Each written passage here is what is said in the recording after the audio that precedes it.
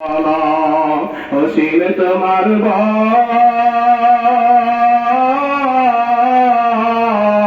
পাথর বাসাও সাগর জলে মরা গাছে বল।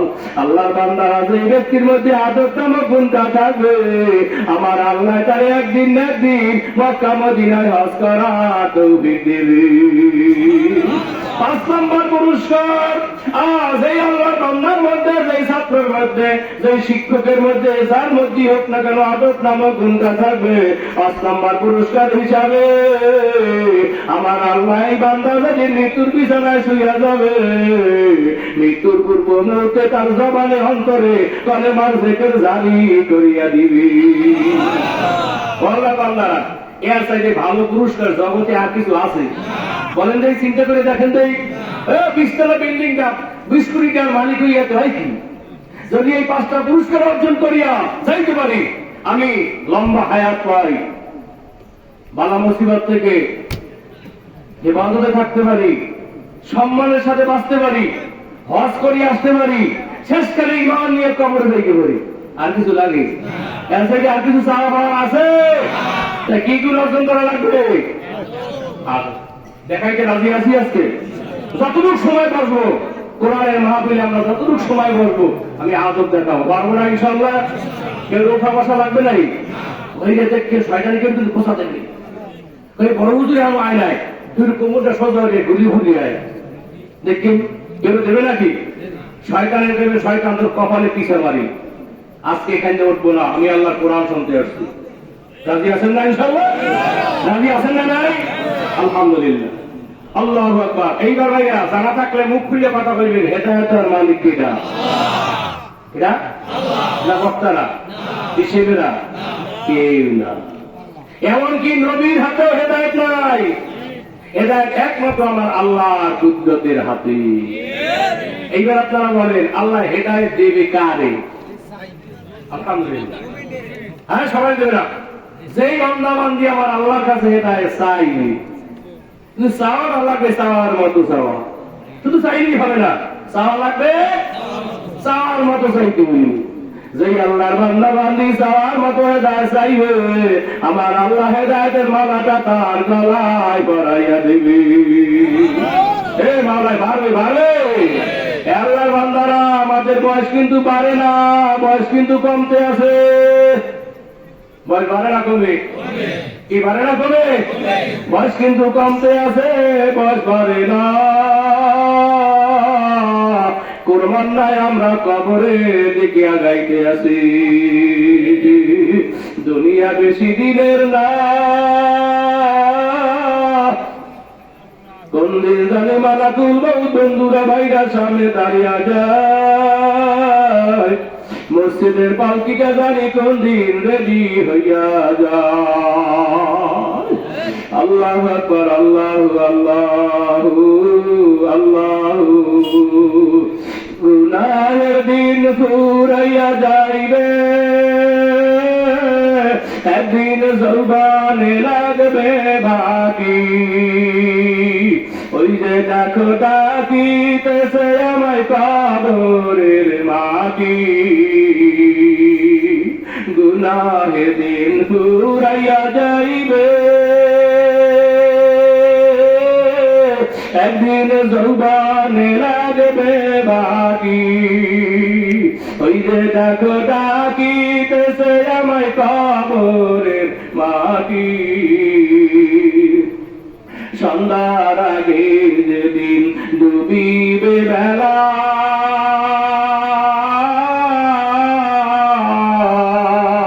এক পলকে ভেঙে যাইবে বাইরে রঙেরই মেলা।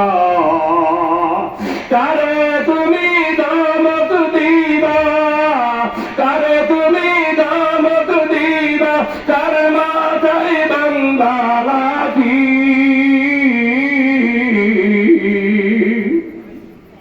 ওই যে ডাকো ডাকিতেছে আমায় কবরের মাটি। খবর পাইয়া আসবে আত্মীয় স্বজন,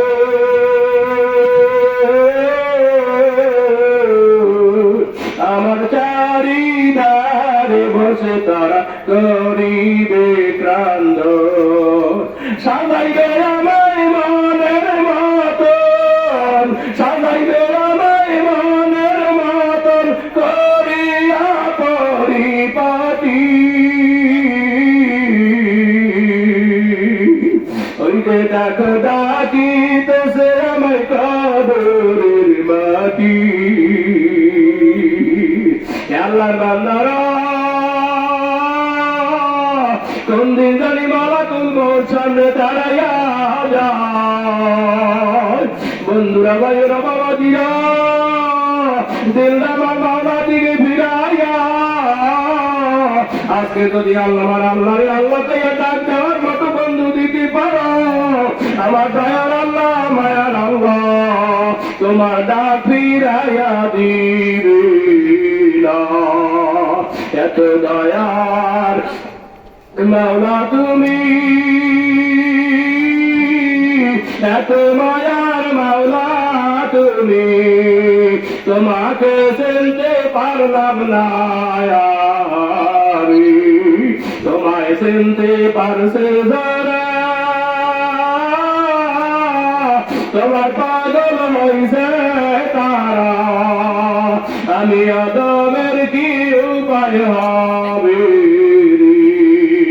আল্লাহর বান্দারা যুবক বন্ধুরা ভাইয়েরা বাবাজিরা পর্দারে মায়েরা বোনেরা মেয়েরা আসলে মালিক আল্লাহরে চিনতে পারি না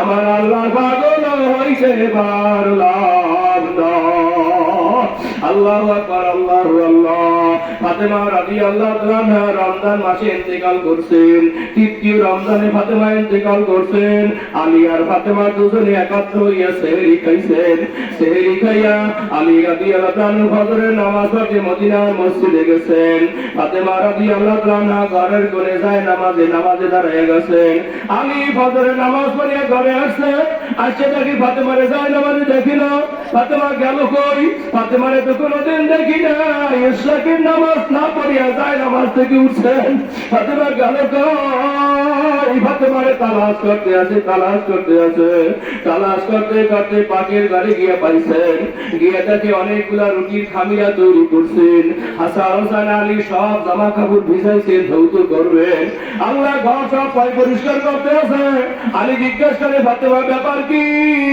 তুমি তো অনেকদিন ধরে আর জ্বরে ভুগতেছি আল্লাহ কি তোমার সুস্থ করছে নাকি এতগুলা রুটি কেন বানাও রমজান মাস কেনা খাইলে সব জামা কাপড় কেন একদিনে বিছাইয়া ব্যাপার কি ফাতেমা কার স্বামী একটু কাছে আসেন কথা শুনি আলী ফাতেমার কাছে এসে বলছে আজকে রাত্রে আমি একটা আশ্চর্য ধরনের স্বপ্ন দেখছি আলী কয় রাত্রে কম নাইকা স্বপ্ন দেখছো রাত্রে কম নাইকা তাই স্বামী কয় এমন স্বপ্ন দেখছি যদি রাত্রে আপনার কাছে বলতাম হয়তো আপনি মনে হয় সেহরি খাইতে পারতেন না আপনার রোজা রাখতে বড় কষ্ট হইতো রাত্রে এই জন্য বলি নাই এবার আলিকায় কি স্বপ্ন দেখছো আমি স্বপ্নে দেখি আমার বাবা মুহাম্মদুর রাসূলুল্লাহ সাল্লাল্লাহু আলাইহি ওয়াসাল্লাম আমার ঘরে তার শিবন স্যার বাবা আমার ঘরে তার শিবন না নিচের দিকে তাকাইয়ে কি জানি তালাশ করেন আমি জিজ্ঞেস করি বাবা আপনি কারে তালাশ করেন কি তালাশ করেন আল্লাহ নবী কয় মা ফাতিমা মাগো আমি তো তোমারই তালাশ করি কেন বাবা কি জন্য তালাশ করেন আল্লাহ নবী কয় ফাতিমা তুমি আজকে সেহরি খাইছো জমিনে ইফতার করবা মাওলার জান্নাতে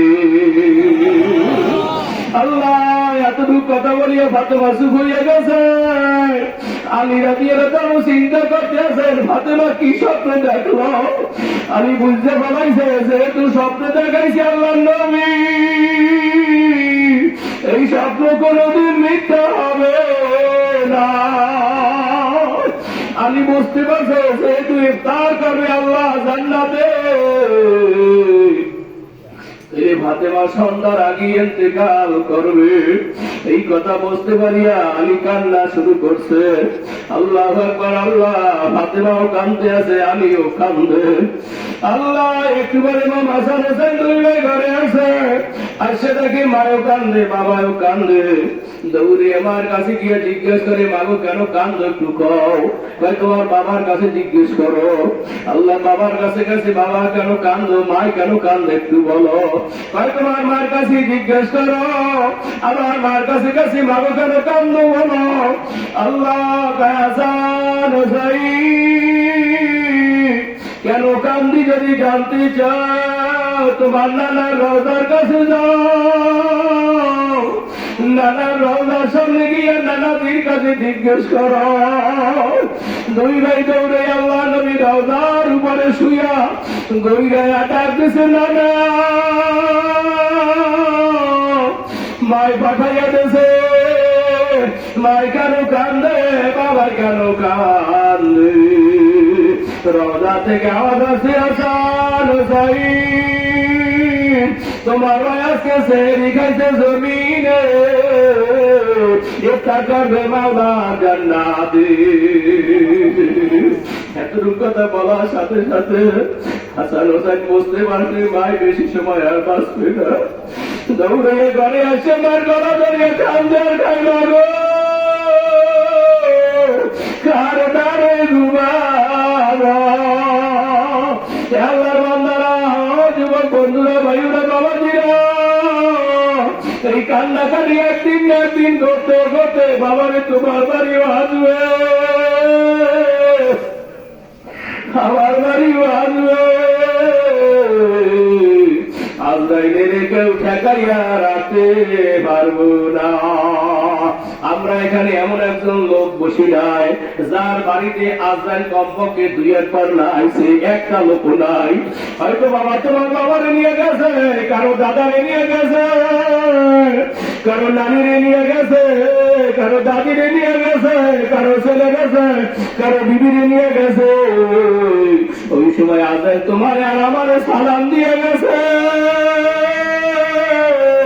তোর বাবারে নিয়ে গেলাম, তোর ছেলেরে নিয়ে গেলাম, তোর এমনি তো আসবো, রেডি রেডি। যুবকের এখনো খবর নাই, আল্লাহর বান্দারা নামাজ নাই, রোজা নাই, পর্দা বসিদা নাই, আল্লাহ হারানো তমিজ নয়। ও বন্ধু বাবারে, তুই কি এই কবরের কাছে যাবি না? কি অবস্থা হবে আমার বারে, কি বায়ু পায় হবে আমার কবরে। আদরেরই এই দুনিয়া সারিয়া যাইতে হবে কবর দেশে চলিয়া। কবর হইল অন্ধকার এক মাটির ঘর, ওই কবরে থাকতে হবে মরণের পর। কবরেরই আযাব যদি মানুষ দেখিত, ঘর বাড়ি রিয়া পাগল হইত। কবরেরই আযাব যদি মানুষ দেখিত, ঘর বাড়ি রিয়া পাগল হইত। আদরেরই এই দুনিয়া সারিয়া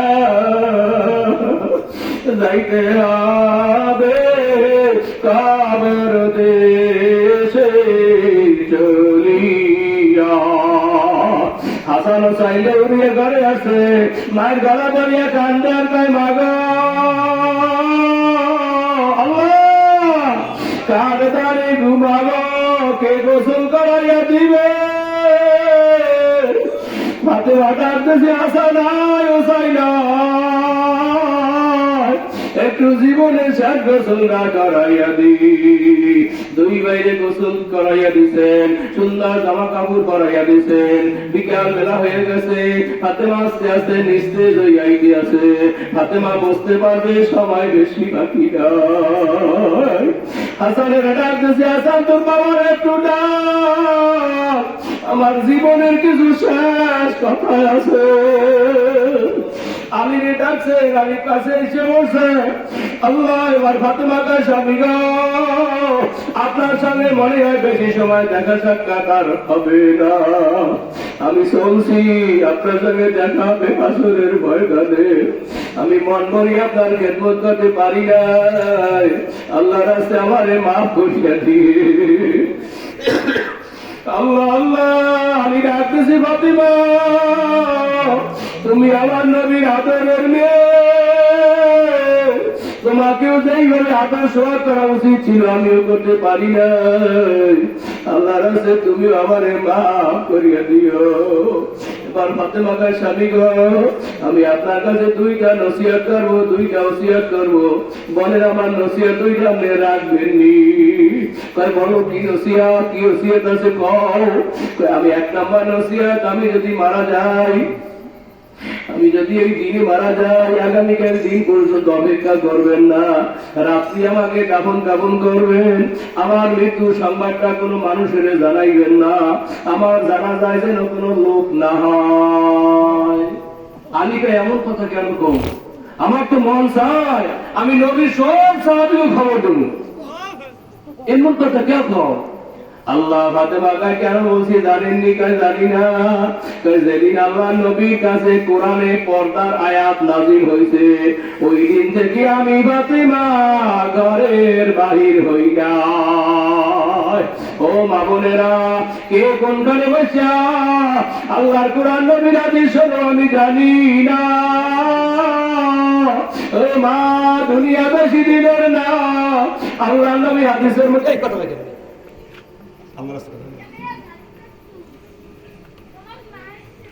কি ভাই আপনার অসুবিধা হয় না আল্লাহ আল্লাহ নবী হাদিসের মধ্যে বলেন যেই মহিলার মধ্যে 4টা গুণ থাকে শেষ করে দেব 10 মিনিট শেষ তারপর কি হবে